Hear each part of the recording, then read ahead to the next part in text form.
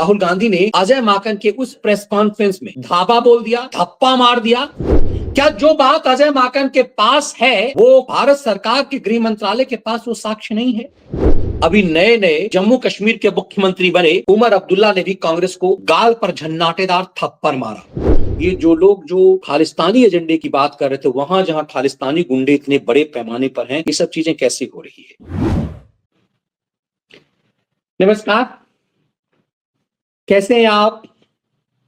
दिल्ली में कांग्रेस ने ताल ठोका कि वो केजरीवाल के खिलाफ मजबूती के साथ चुनाव लड़ेंगे। नई दिल्ली सीट जहां से शीला दीक्षित विधायक होती थी, चीफ मिनिस्टर बनती थी, उस विधानसभा से केजरीवाल ने शीला दीक्षित को वहीं पर पटकनी दी 2013 में। फिर केजरी 2015-2020 में भी वहीं से विधायक बनी। शीला दीक्षित अब स्वर्गवासी हैं, लेकिन शीला दीक्षित के पुत्र संदीप दीक्षित केजरीवाल के खिलाफ ताल ठोक रहे हैं। आमतौर पे कांग्रेस पूरी दिल्ली में कहीं दिखाई नहीं दे रही, लेकिन नई दिल्ली सीट पर वो लड़ती हुई दिखाई दे रही है, जूझती हुई दिखाई दे रही है। ऐसा क्या हुआ कि पूरी दिल्ली में कांग्रेस गायब हो गई? केजरीवाल की ऐसी धमकी, और एक धमकी पर कांग्रेस ने सरेंडर कर दिया। आपको अंदाजा नहीं लग रहा होगा। दरअसल एक प्रेस कॉन्फ्रेंस कांग्रेस करने वाली थी। वो प्रेस कॉन्फ्रेंस अजय माकन की अगुवाई में होना था। अजय माकन और शीला दीक्षित के संबंध बहुत अच्छे नहीं रहे। दोनों एक दूसरे को प्रतिद्वंदी मानते थे। अजय माकन को हमेशा दिल्ली में शीला जी के रहते समय भी सीएम पद की दावेदारी में अपने आप को आगे मानते थे। शीला दीक्षित उम्र की ढलान पर थी, इसीलिए अजय माकन को लगता था कि थर्ड टर्म में वो यदि चीफ मिनिस्टर होते तो दिल्ली में सत्ता नहीं बदलती। अजय माकन कांग्रेस पार्टी के कद्दावर दिल्ली के नेता रहे, और अजय माकन ही थे जो प्रेस क्लब ऑफ इंडिया में प्रेस कॉन्फ्रेंस कर रहे थे, और उसी प्रेस कॉन्फ्रेंस में एकाएक राहुल गांधी की एंट्री होती है। बात ये सन 2013 की है, जब दिल्ली में अन्ना आंदोलन चल रहा था। केजरीवाल नेता बनने की रगड़ में थे, और प्रेस क्लब ऑफ इंडिया में राहुल गांधी की एंट्री एकाएक होती है, और मनमोहन सिंह के कैबिनेट का वो प्रस्ताव जो है वो फाड़ दिया जाता है, वो अध्यादेश फाड़ दिया जाता है जो कानून बनना था। उसके मुताबिक सजायाफ्ता अपराधी को चुनाव लड़ने का अधिकार होता। मतलब जो लालू प्रसाद यादव आज सजायाफ्ता अपराधी हैं, ऐसे ऐसे जो नेता जो अब सजा पाने के बाद चुनाव नहीं लड़ पाते हैं, वो चुनाव लड़ जाते। राहुल गांधी ने अजय माकन के उस प्रेस कॉन्फ्रेंस में धाबा बोल दिया, धप्पा मार दिया, और अजय माकन जो गुमान कर रहे थे कांग्रेस के प्रेस कॉन्फ्रेंस करके हमें कैसा अध्यादेश लाए हैं, उस अध्यादेश को चूर किया। वही अजय माकन एक प्रेस कॉन्फ्रेंस 6 जनवरी को करने वाले थे। दिल्ली में प्रेस कॉन्फ्रेंस अरविंद केजरीवाल के खिलाफ होना था, और उस केजरीवाल के उस प्रेस कॉन्फ्रेंस पर एकाएक बस प्रेस कॉन्फ्रेंस होना था और उस पर रोक लगा दिया गया। वो प्रेस कॉन्फ्रेंस होने नहीं पाया। अब ये माना जा रहा है कि आखिर ये प्रेस कॉन्फ्रेंस क्यों रोका गया, अजय माकन पर ऐसा दबाव क्यों मारा गया, और वो प्रेस कॉन्फ्रेंस क्यों रोका गया। दरअसल अजय माकन ने यह घोषणा की थी, पत्रकारों से कहा था कि अरविंद केजरीवाल राष्ट्रद्रोही हैं, और अरविंद केजरीवाल के खिलाफ एक पुख्ता सबूत है। अजय माकन ने पत्रकारों को यह मैसेज दिया था कि हम बहुत बड़ा धमाका करने वाले हैं अरविंद केजरीवाल के खिलाफ, और हम ये साबित करने वाले हैं कि आम आदमी पार्टी कैसे देश के खिलाफ काम करती है। अजय माकन ने पत्रकारों को यह मैसेज भिजवाया कि अरविंद केजरीवाल देश के खिलाफ एक बड़ा खेल कर रहे हैं, वो बेसिकली देशद्रोही हैं, और ये पंजाब से दिल्ली तक आम आदमी पार्टी का काम देश के खिलाफ का है, और हम अपने प्रेस कॉन्फ्रेंस में वो सबूत पेश करेंगे। लेकिन एकाएक इस प्रेस कॉन्फ्रेंस को रोक दिया गया। ये प्रेस कॉन्फ्रेंस नहीं हो पाया। अजय माकन ने क्यों टाली प्रेस कॉन्फ्रेंस? अरविंद केजरीवाल पर करने वाले थे बड़ा खुलासा। ये चीजें सामने आई 6 जनवरी को ही, देखिए। और उसके बाद दिल्ली असेंबली इलेक्शन 2025 दिल्ली में आपसे करना चाहते थे गठबंधन, लेकिन केजरीवाल ने दरअसल आम आदमी पार्टी और कांग्रेस पार्टी गठबंधन करना चाहते थे। ये गठबंधन होने नहीं पाया। केजरीवाल ने गठबंधन ना करने का फैसला लिया और उसके बाद लगातार दोनों पार्टी में एक टकराहट लगातार चलता रहा। अब इंटरेस्टिंग बात यह है कि सवाल यह है कि जो अजय माकन कह रहे थे कि वो क्यों, अजय माकन साक्ष्य और सबूत दे रहे थे कि सालों से अरविंद केजरीवाल भारत द्रोह के एजेंडे पे चल रहे हैं। सालों से केजरीवाल का एजेंडा देशद्रोह का है और वो एक दस्तावेज से पेश कर रहे थे कि सिर्फ अरविंद केजरीवाल की वजह से पंजाब से लेकर दिल्ली में देश के खिलाफ साजिश हो रही है। अजय माकन के खिलाफ इतने बड़े सबूत थे, वो सबूत सार्वजनिक क्यों नहीं किए गए? क्या राजनीतिक दांवपेच में देशद्रोही को बचाया जा सकता है? क्या जो बात अजय माकन के पास है वो भारत सरकार के गृह मंत्रालय के पास वो साक्ष्य नहीं है? क्या हमारे देश की खुफिया एजेंसी इतनी नकारा है कि अजय माकन जो साक्ष्य और सबूत होने का दावा आज भी कर रहे हैं वो भारत सरकार के गृह मंत्रालय के पास नहीं है? दरअसल अरविंद केजरीवाल खालिस्तानी आतंकवादियों के साथ हैं, ये बात साक्ष्य और सबूत के साथ अरविंद केजरीवाल के तब के राजनीतिक संगी रहे, आंदोलन के संगी रहे कुमार विश्वास ने कहा था। कुमार विश्वास ने यह साक्ष्य कहा था कि पंजाब में एक खूंखार खालिस्तानी आतंकवादी के घर अरविंद केजरीवाल क्यों ठहरा था। अब उस दौर में आई बात और चली गई, लेकिन पंजाब में सरकार आम आदमी पार्टी की बन गई। अरविंद केजरीवाल को लगातार कुमार विश्वास ताल ठोक कर यह कहते रहे कि मैं चुनौती देता हूं कि एक बार केजरीवाल खालिस्तान के खिलाफ बोल दे। बरबोला केजरीवाल जो सबके खिलाफ बोलता है, उसने आज तक कभी भी खालिस्तानी गुंडों के खिलाफ, खालिस्तानी आतंकियों के खिलाफ कुछ भी नहीं बोला। इतना सब कुछ हुआ, कुछ भी नहीं बोला। यह भी साबित हुआ कि अरविंद केजरीवाल ने जो पन्नू है, पन्नू ने एक बात को सार्वजनिक किया कि कैसे केजरीवाल खालिस्तानी आतंकवादी पंजाब के पूर्व मुख्यमंत्री सरदार बेअंत सिंह के हत्यारों को सुप्रीम कोर्ट के माध्यम से वो जो फांसी की सजा पाए हुए हैं उसे माफी दिलाने के लिए केजरीवाल ने भरोसा दिलाया था, क्योंकि दिल्ली में कांग्रेस की केजरीवाल की सरकार है और ऐसे में सजा जो है उसे बेअंत सिंह की हत्या में उसे दिल्ली से मिली हुई है। ऐसे में केजरीवाल ने भरोसा दिलाया था कि वो उसे छुड़वा लेगा। पन्नू ने यह वीडियो जारी करके और साक्ष्य और सबूत दिए थे, लेकिन क्या इससे भी बड़ा सबूत अजय माकन के पास था?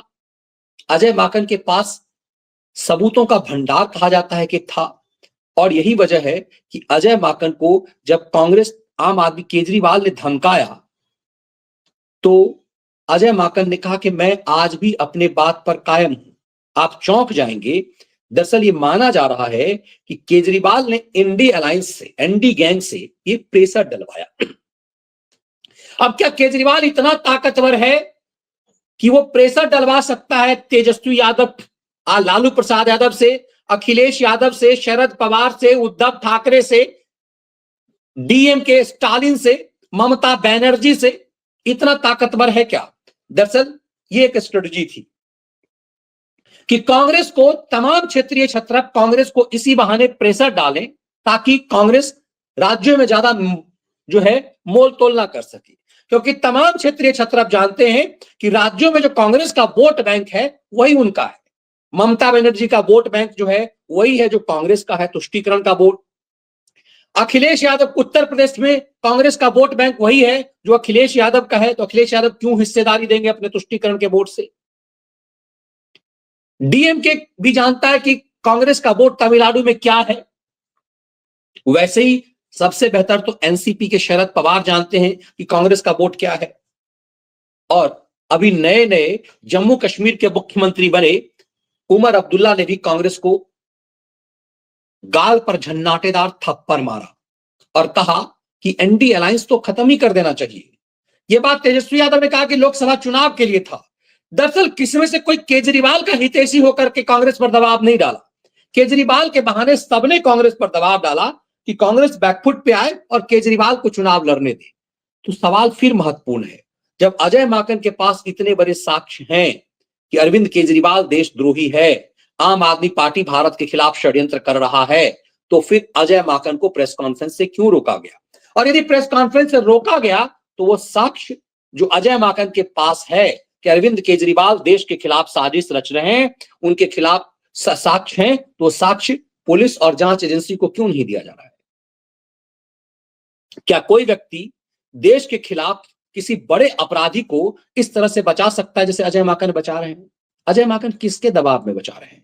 अब अजय माकन यह भी नहीं कर रहे हैं कि हमने झूठ बोला, अजय माकन यह भी नहीं कर रहे हैं कि मेरे पास कोई साक्ष्य नहीं। अजय माकन कह रहे हैं कि मैं अपनी बात पे कायम हूं, केजरीवाल देश के खिलाफ एक बड़ी साजिश कर रहा है और हमारे पास इसके पक्ष पुख्ता सबूत हैं। अब देखिए, माफी चाहती थी आप, अजय माकन ने फिर कह दी वो चुभने वाली बात।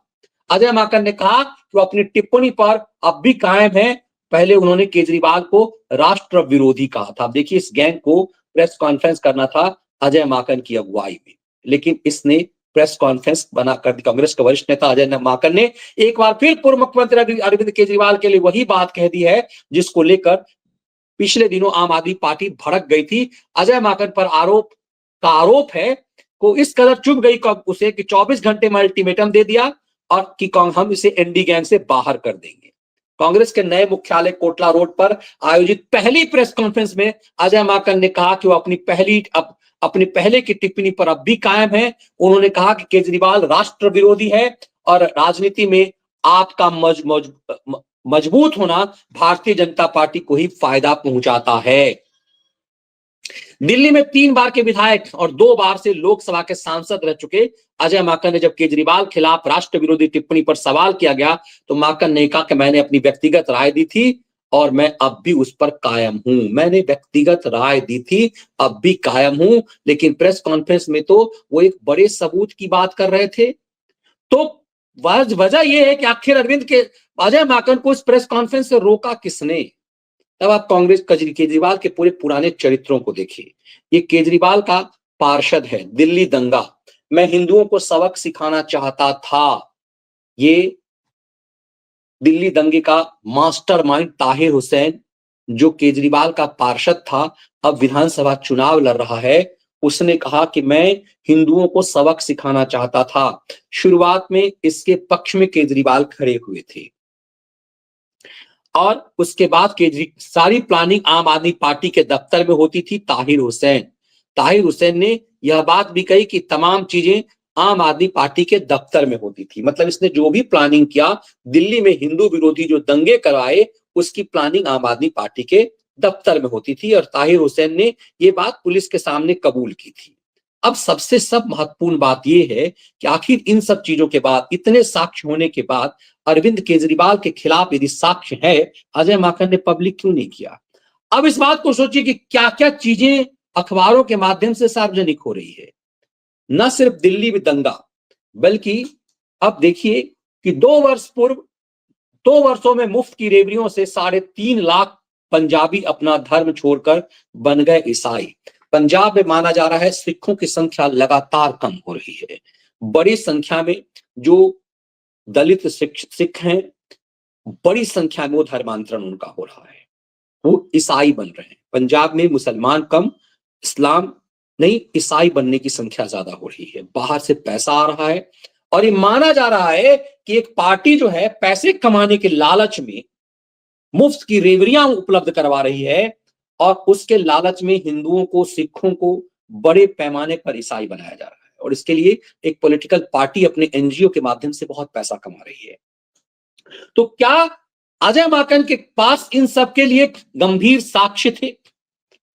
धर्मांतरण की तीव्र गति प्राप्त कर लिए। केवल 2 वर्षों में 3.5 लाख से अधिक लोग अपना मतांतरण करवाकर ईसाई बन चुके हैं। शहरों की तुलना में गांव में मतांतरण दिन दूनी रात चौगुनी बढ़ रही है। इस तीव्र मतांतरण के पीछे प्रभु यीशु के चमत्कार को दुख निवारण का नुस्खा मुफ्त की रेवड़ियां माना जा रहा है। यह दावा सिख स्कॉलर एवं रिसर्चर पीएचडी रणवीर सिंह ने। मेरे कई जानकार हैं, मेरे साथ काम किए हुए एक युवक है, वो देखते देखते क्रिश्चियन बना और आजकल वो यूट्यूब पे, फेसबुक पे धर्मांतरण को लेकर के क्रिश्चियन मिशनरी का धंधा कर रहा है। मेरे सामने वो सनातनी हिंदू था और उसके बाद धीरे धीरे सिख और हिंदू वाला, फिर वह एक तरफ फादर उसके सिख थे, मदर हिंदू थी, और उसके बाद उसने क्रिश्चियन धर्म अपनाया। खुद का सिंपली पत्रकारिता करता था, और बाद में हमने देखा कि बाद में वो ईसाई धर्म का प्रचारक बन गया है। पैसे की कोई कमी नहीं है ऐसे लोगों के पास। तो सवाल महत्वपूर्ण यह है कि क्या यदि अजय माकन के पास इतना कुछ है कि पंजाब में इस कदर धर्मांतरण हो रहा है, राष्ट्र विरोधी गतिविधि सर चढ़कर बोल रही है। तरन तारण जिले में 102% बढ़े ईसाई, गुरदासपुर जिले में 4 लाख तक हुई वृद्धि, चमत्कार में समस्याओं का निवारण, मुफ्त में शिक्षा, राशन, नकदी का लालच दिया जा रहा है। तब समझा जाएगा कि ये जो लोग जो खालिस्तानी एजेंडे की बात कर रहे थे, वहां जहां खालिस्तानी गुंडे इतने बड़े पैमाने पर हैं, ये सब चीजें कैसे हो रही है। अब महत्वपूर्ण बहुत कुछ है। महत्वपूर्ण ये है कि क्या भारत सरकार को इन सब चीजों की जानकारी है जो अजय माकन के पास था, या फिर अजय माकन से पूछताछ करके वो दस्तावेज क्या गृह मंत्रालय नहीं ले सकता। जब अजय माकन कह रहे हैं कि राष्ट्र विरोधी गतिविधि में लिप्त हैं, उनके पास साक्ष्य हैं, तो क्या कोई आदमी इस चीज को छुपा सकता है कि उसके पास किसी राष्ट्रद्रोही के पास के बारे में साक्ष्य है और वो अपनी मर्जी करेगा तब उसे बताएगा वो। ये बेहद गंभीर मामला है। अब इसे जोड़कर आप राहुल गांधी से देखिए तो आपको लगेगा कि राहुल गांधी ने जब कांग्रेस के नए मुख्यालय में पहली बार बोलते हुए कहा कि उन्हें इंडिया स्टेट से लड़ना है, तो क्या अजय माकन का मुंह इसलिए बंद किया गया क्योंकि केजरीवाल के संग इंडिया स्टेट से लड़ने की एजेंडा है? क्या दिल्ली पर, नेशनल कैपिटल पर एक बड़ी साजिश हो रही है? राहुल गांधी ने अजय माकन की प्रेस कॉन्फ्रेंस को रुकवा करके ये बात जो कही कि हमें अब इंडिया स्टेट से लड़ना है, हमें भारत से लड़ना है, तो ये भारत से लड़ने की बात राहुल गांधी ने क्या यूं ही कह दी? तो ये जो छद्म युद्ध दिखाने की कोशिश दिल्ली में हो रही है, उसका असली खेल क्या है? केजरीवाल यदि खुद नई दिल्ली सीट नहीं हारा, यदि केजरीवाल 20 से कम सीट पर नहीं आया, 30 से कम सीट पर यदि यूं कह लीजिए, और कांग्रेस 0 पर नहीं आया, तो क्या इसकी संभावना नहीं है कि जोड़ तोड़ से फिर केजरी को की सत्ता हासिल हो और फिर इंडिया स्टेट से लड़ने की लड़ाई तेज हो? यह बात सच है कि कांग्रेस और केजरी यदि दिल्ली का चुनाव एक साथ मिलकर लड़ेंगे तो वो निपट जाएंगे। एक बड़ी स्ट्रेटजी के तहत जो से लोकसभा में हुआ, कांग्रेस और केजरी ने एक छद्म युद्ध लड़ने की तैयारी की है ताकि तुष्टीकरण का जो वोट है वो कांग्रेस को मिले। क्योंकि आज की तारीख में तुष्टीकरण का वोट यदि केजरीवाल को मिलेगा और कांग्रेस यदि 0 हो जाएगी, तो बटोगे तो कटोगे का नारा बहुत तीव्र हो जाएगा।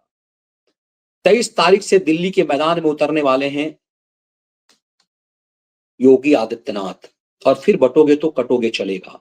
इसीलिए एक बड़ी स्ट्रेटजी है कि इस बार योगी का बटोगे तो कटोगे नहीं चल सके। ये कहीं भी मैसेज नहीं जाए कि तुष्टीकरण का वोट एकजुट होकर अरविंद केजरीवाल को पड़ रहा है। केजरीवाल, इसीलिए मैंने लगातार कहा, केजरीवाल लगातार तुष्टीकरण के वोट को साइड कर रहे हैं। केजरीवाल तुष्टीकरण के वोट को इग्नोर कर रहे हैं, क्योंकि यदि ये मैसेज चला गया कि कांग्रेस 0 पर आएगी और पूरा तुष्टीकरण का पूरा वोट अरविंद केजरीवाल के पास पड़ेगा, तो केजरीवाल के खिलाफ सनातनी वोट एकजुट हो जाएगा। और इसीलिए केजरी त्रिपुंड लगा रहे हैं, केजरी हनुमान मंदिर जा रहे हैं और केजरी नित्य नए खेल खेल रहे हैं। इस पूरे मामले की गंभीरता को समझना बहुत जरूरी है। तब ये समझना जरूरी है कि क्या दिल्ली पर एक बड़ी साजिश की तैयारी हो रही है। अजय माकन को सब पता है भारत के खिलाफ मजबूत साक्ष्य के बारे में, फिर भी अजय माकन वो सबूत छुपा रहे हैं। छुपा कैसे सकते हैं? क्या यदि उत्तर प्रदेश में अजय माकन होते तो ये सब चीजें कर पाते? गृह मंत्रालय क्या सचमुच अजय माकन को एक विशेष ढील दे रही है?